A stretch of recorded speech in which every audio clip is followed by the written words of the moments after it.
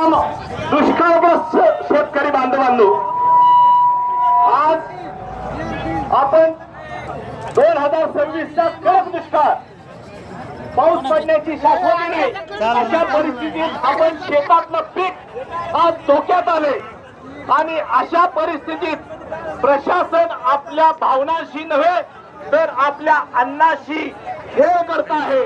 अशा प्रकारची मानसिकता आपल्या सर्वांची झालेली आहे. मी देखील आपल्यातलाच एक शेतकरी आहे. कोणीतरी बोललं की एका पक्षाचा प्रतिनिधी आलेला आहे.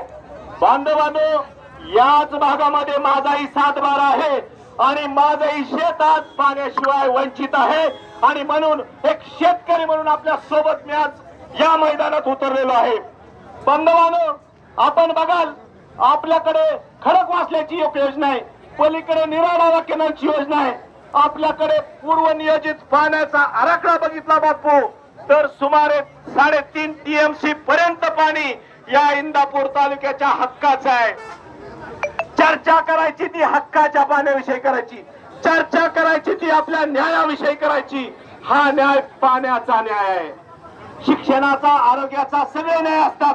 अरे पण पाण्याचं, माणसाचं पाणी आणि पिकाचं पाणी हे जर नसेल तर सर्वात मोठा अन्याय आपल्यावर सुरू आहे.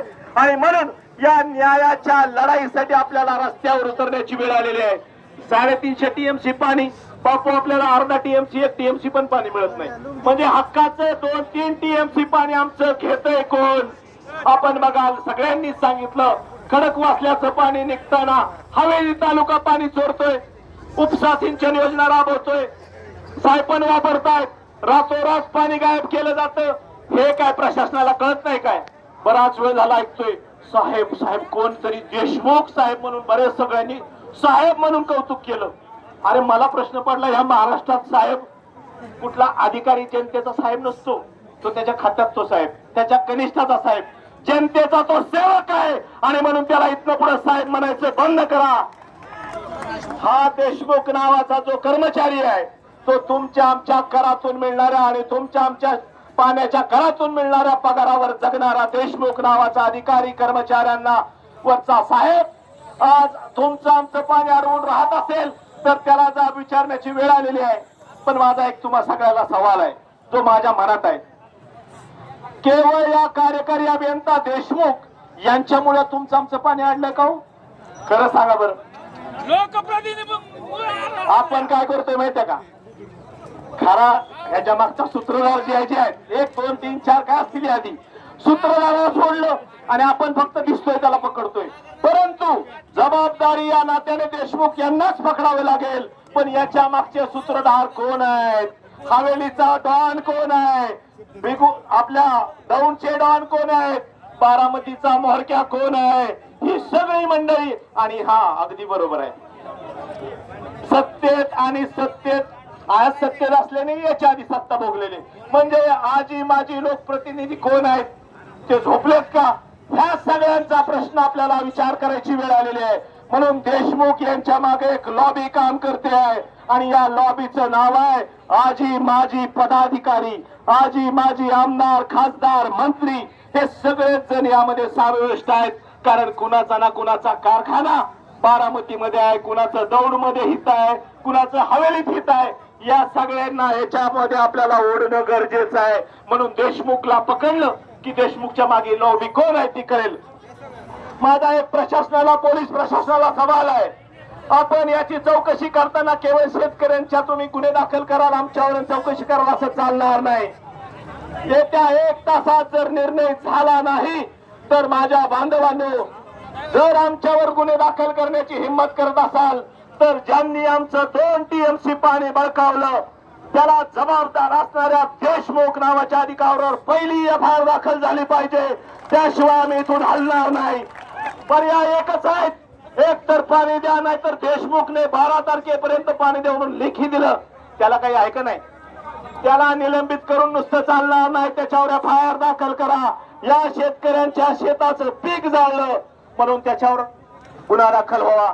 त्याच्यासोबत आलेले साळुंखे मोठ्या तळमळीने सांगतायत त्यांना काहीच अधिकार नाही, त्यांच्याकडे कुठले अधिकार नाहीत, सगळे अधिकार वर आहेत. त्या साळुंखेंवर देखील गुन्हा दाखल केला जावा अशा प्रकारची आमची मागणी आहे. ज्यावेळी यांच्या मोरख्यांच्या यांच्या दोऱ्या धरू त्यावेळी खरे मोरखे पुढे येतील.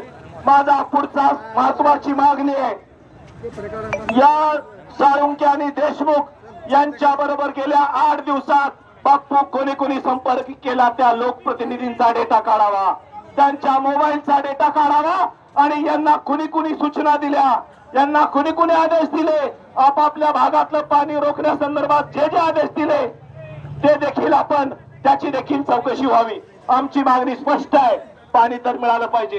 बांधवांना आपण प्रत्येक वर्षी उन्हाळ्यात लढा लढून चालणार नाही, याच्यासोबत महत्वाची आपली मागणी असली पाहिजे. पाण्याचा कायमचा प्रश्न सुटण्यासाठी आपण काय योजना करतोय? 2021 मध्ये एक पर्यायी योजना केली. पर्यायी योजना होती शेतपळच्या तलावात उचलून बिगवन उजनीचं पाणी टाकायचा निर्णय झाला. सांडपाण्याची योजना होती बापू, आणि त्या सांडपाण्याच्या योजनेला ऑगस्ट 2021 मध्ये मंजुरी मिळाली आणि आपल्याला आवश्यक असणारं पाणी त्यातून मिळणार होतं. एका महिन्यात तत्कालीन लोकप्रतिनिधीने शेपूट घातला, कारण सोलापूरच्या जनतेने आक्रोश निर्माण केला, आमच्या हक्काचं पाणी तुम्ही घेणार का? हक्क कोणाचा आहे हा प्रश्न आहे. पुण्याचं सांडपाण्याचा हक्क पुणे जिल्ह्याचा आहे. पण त्यावेळी आपल्या लोकप्रतिनिधीने शेपूट घातलं, आमदारकी आणि विशेषतः पालकमंत्री पद वाचवण्यासाठी ते पाण्याची योजना एका महिन्यात गुंडाळून टाकली. याबद्दल आपण कधी जाब विचारणार की नाही? या शेतपळला जर आपण उजनीचं पाणी उचलून टाकलं असतं तर 200-300 कोटी लागतात. अरे बारामतीचा कॅनॉल स्तरीकरण करायला 1000-1500 कोटी खर्च केले, त्याचं पाणी आम्हाला मिळत नाही. 300 कोटी मध्ये पाणी उचलून जर भिगवंत या शेतपळच्या कॅनॉल मध्ये सोडलं तर आमची 22 गावं, आमची 32 गावं, 19 गावं, इंदापूर तालुका सुजलाम सुफलाम होईल आणि आमच्या डोळ्यातले अश्रू बंद होऊन आमच्या शेतात पाणी व्हायला लागेल. परंतु कुणाला तरी हे नको आहे. बांधवांनो लक्षात घ्या, राजकारण राजकारणाच्या ठिकाणी करायचं असतं, पण ज्यावेळी शेतकऱ्याच्या पोटावर प्रश्न निर्माण होतो, त्याच्या जेवणाचा, त्याच्या आहाराचा प्रश्न, त्याच्या लेकराबाळांच्या भविष्याचा प्रश्न निर्माण होतो, त्यावेळी जो राजकारण करतो तो सर्वात कपटी राजकारणी असतो. आणि म्हणून मला सांगायचंय, इंदापूर, बारामती आणि दौंड त्याचबरोबर हवेली या 4 तालुक्यातल्या आजी माजी लोकप्रतिनिधींना तुम्हाला येणाऱ्या काळात हा इंदापूर तालुक्याचा ड्राय पट्टा तुम्हाला जाब विचारल्याशिवाय राहणार नाही. आम्ही पक्षगट तट पाहणार नाही. कोणतरी म्हणाला सत्ताधारी पक्षातला कोणतरी कार्यकर्ता आलाय. मी तुम्हाला एक गोष्ट सांगतो, आपल्या समोर ज्यावेळी प्रश्न निर्माण होतो, सत्ता महत्वाची की सत्य महत्वाचं, सत्ता महत्वाची की सत्य महत्वाचं, त्यावेळी नवनाथ पडळकर सत्य महत्वाचं मानतो, सत्तेला लाथ मारू, पण माझ्या शेतकऱ्यावर जो सत्याचा अन्याय झालेला आहे त्यासाठी आम्ही रस्त्यावर उतरणार. आजपासून तुम्हाला या सूर्याच्या साक्षीने सांगतो, येणाऱ्या काळात जी जी लढाई या भागातल्या पाण्याच्या प्रश्नासाठी उभी राहील, त्या प्रत्येक लढाईमध्ये तुमच्या खांद्याला खांदा लावून, मागे नाही, मागचा कधी पण गायब होतो, तुमच्या खांद्याला खांदा लावून लढण्यासाठी मी तयार आहे. कारण माझेही 2 7-12 याच तालुक्यातल्या पाण्या दुष्काळी भागातले आहेत. मी एक शेतकरी म्हणून तुमच्या सोबत सदैव आहे. येणाऱ्या काळात येत्या 1 तासात काय निर्णय होतो तो आपण पाहणार आहे. सर्वच वक्त्यांनी आपल्या भावना मांडल्या. या सर्व भावना मांडलेल्या असताना एक गोष्ट लक्षात घ्या, आपल्या समोर 4 मागण्या असल्या पाहिजेत. दीर्घकालीन पाण्याचं नियोजन हा सर्वात महत्वाचा मुद्दा आहे. प्रत्येक वेळी पुढ्याने पिढ्या आपण रस्त्यावर उतरतो, आपले आई वडील उतरले होते, आजोबा उतरले होते, यांचं कार्यक्रम एवढाच आहे, यांना रस्त्यावरच ठेवायचं. म्हणून येणाऱ्या काळात आपली पहिली मागणी असली पाहिजे, येणारं आवर्तन आपल्याला उन्हाचं, 1 आवर्तन पण नीट दिलं नाही, 2 आवर्तन 1 पण नीट दिलं नाही, आपल्या सोबत खेळ करणार हे सरकार आणि तत्काळ त्या संदर्भातले संबंधित अधिकारी यांच्यावर गुन्हा दाखल झाला पाहिजे. अधिकाऱ्यांना जाब विचारून नुसतं चालणार नाही. आजच्या दिवसभरात साहेब तुम्ही दडस साहेब ती काळजी घ्या, जर आमचं पाणी रोखलं तर ज्यांनी लेखी दिलं त्याच्यावर FIR दाखल झाली पाहिजे, अशा प्रकारची आमची मागणी आहे. दुसरा महत्वाचा मुद्दा, दीर्घकालीन पाणी योजनेचा आराखडा आमच्यासाठी केला गेला पाहिजे. बिगवन वरून म्हणजे उजनीतलं शेटपळ मधला कट पाणी तलावामध्ये सोडण्याची योजना आपण पुन्हा उभी केली पाहिजे. त्या संदर्भातला निर्णय झाला पाहिजे. टाटाचं अतिरिक्त पाणी तर तिकडे जाऊन वाहतंय समुद्रात, तो विषय वेगळाच आहे. कितीतरी पाणी करण्याच्या योजना आपल्यासाठी उपलब्ध आहेत, परंतु यांना करण्याची मानसिकता नाही. आणि ती मानसिकता बनवण्यासाठी आम्हाला एक वज्रमूठ तयारी करावी लागेल. आणि ही वज्रमूठ गट तट पक्ष जात भेद सर्व बाजूला ठेवू, फक्त शेतकरी एक जात डोळ्यासमोर ठेवून आपण येणाऱ्या काळात हा लढा उभा करावा लागेल. एका सीझन मधून हे होणार नाही बांधवांनो. हा 1 वर्ष 1.5 वर्षाचा कदाचित लढा आपल्याला उभा करावा लागेल. त्याची तयारी म्हणून आजचं हे आंदोलन आपण समजू. आज आपल्याला आवर्तन मिळेल अशी भूमिका आपल्याला आशा आहे. परंतु एवढ्या आशेवर पाणी मिळालं की सगळं झालं असं नाही. पुढचा माझा महत्वाचा मुद्दा आहे. महाराज केवळ पाणी मिळून चालणार नाही. जे नुकसान झालं त्या माझ्या शेतकऱ्याच्या शेतीतल्या नुकसानाच्या संदर्भातले तात्काळ पंचनामे होत माझ्या शेतकऱ्याच्या या भागातलं विशेष कर्जमाफीची योजना केली पाहिजे. पाणी नसल्यामुळे चाऱ्याची व्यवस्था केली पाहिजे. अरे वरची मंडळी पाण्यासोबत, खालची मंडळी टँकर सोबत, हे किती दिवस चालणार आहे? आणि म्हणून येणाऱ्या काळात आपल्याला हा लढा आणखी तीव्र करावा लागेल.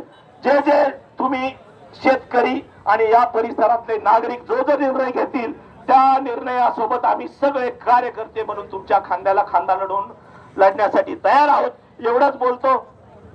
ते निवेदन कुठे केले लेखील आता वाचून दाखवू.